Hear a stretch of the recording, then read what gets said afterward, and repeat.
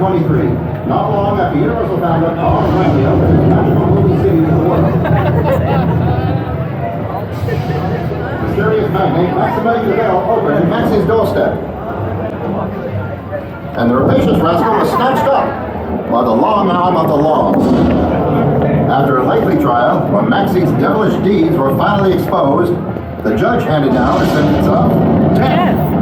As they sealed the gas chamber door, this movie man murderer cried out, "I'll be back," and laughed as the venomous vapors claimed their righteous reward. The terror of Tinseltown is dead. 23 skidoo to you, Maxie.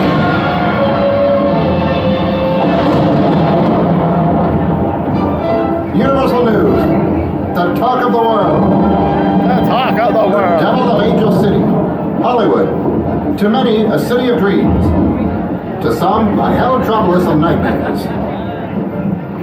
1923, not long after Universal founder Carl Langley opened his magical movie city to the world. Was the scene of shocking suicides and tragic accidents until it was dissolved at the Universal Horror Hotel, combining old Hollywood hospitality with all the amenities of a modern hotel, including free Wi-Fi. Just remember Maxie's last words, "I'll be back." And you'll be back once you experience the Universal Horror Hotel. It's a supernatural experience to die for.